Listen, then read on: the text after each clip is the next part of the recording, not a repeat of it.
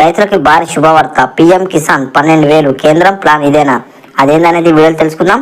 ఇప్పటి వరకు మన ఛానల్ని సబ్స్క్రైబ్ చేయకపోతే సబ్స్క్రైబ్ చేయండి, లైక్ చేయండి, షేర్ చేయండి, కామెంట్ చేయండి. కేంద్ర ప్రభుత్వం ఇప్పుడు రైతుల గురించి బాగా ఆలోచిస్తుంది. రైతులకు బీజేపీకి ఓటు వేయలేదనే ఆలోచనలో ఉన్న కేంద్రం వారిని ఆకట్టుకునేందుకు ప్రయత్నిస్తుంది. ఈ క్రమంలో పీఎం కిసాన్ పథకానికి సంబంధించిన విస్తరిస్తున్న టాక్ తెలుసుకుందాం. కేంద్ర ప్రభుత్వం పీఎం కిసాన్ పథకం మనీని డబుల్ చేయబోతున్నట్టు తెలుస్తుంది. ఈ నెల 23న ప్రవేశపెట్టే పూర్తి స్థాయి బడ్జెట్లో దీనికి సంబంధించిన కీలక ప్రకటన ఉంటుందని అనధికారికంగా వర్గాల ద్వారా తెలిసింది. ఉత్తరాది రాష్ట్రంలో రైతులకు కేంద్ర ప్రభుత్వం వ్యతిరేకంగా ఉన్నారు. తరచూ వారు ఆందోళన చేస్తున్నారు. ఇటీవల లోక్సభ ఎన్నికల్లో ఉత్తరాది రాష్ట్రాల్లో కేంద్రం గ్రాఫ్ బాగా పడిపోయింది. ముఖ్యంగా ఉత్తరప్రదేశ్లో పార్టీ 2వ స్థానానికి పడిపోయింది. దీని అంతటికీ కారణం రైతులకు సపోర్ట్ దూరం అవ్వడమే అని భావిస్తున్న కేంద్రం ఈసారి బడ్జెట్లో రైతులకు అనుకూలంగా మార్చబోతుందని తెలియడం జరిగింది.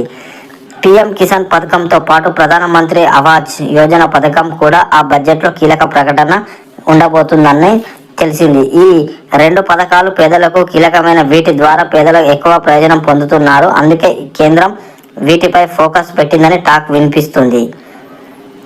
ప్రస్తుతం పీఎం కిసాన్ పథకం కింద కేంద్రం సంవత్సరానికి 6,000 చొప్పున 3 విడతల్లో రైతులకు మనీ ఇస్తుంది. అయితే దీన్ని పెంచాలని డిమాండ్లు రైతుల నుంచి వస్తుండటంతో ఈ నెల 1,000 చొప్పున సంవత్సరానికి 12,000 ఆలోచనలో కేంద్రం వచ్చినట్లు తెలుస్తుంది. కేంద్రం నిజంగానే ఆ మనీ ఇస్తే రైతులకు గుడ్ న్యూస్ అవుతుంది. అయితే ఏపీలో రైతులకు మాత్రం అది గుడ్ న్యూస్ అవ్వలేదు. ఎందుకంటే ఏపీ ప్రభుత్వం రైతులకు సంవత్సరానికి 20,000 ఇస్తామని, అందులో 6,000 కేంద్రం ఇస్తుందని, కాబట్టి మిగతా 14,000 తాము ఇస్తామని. అయితే కేంద్రం 12,000 ఇస్తే అప్పుడు ఏపీ ప్రభుత్వం 8,000 మాత్రమే ఇచ్చే పరిస్థితి ఉంటుంది. అందువల్ల మొత్తంగా ఏపీ రైతులకు వచ్చింది 20,000 అవుతుంది. అందువల్ల ఏపీ రైతులకు ఆనందంగా ఇచ్చేదేమీ ఉండదు.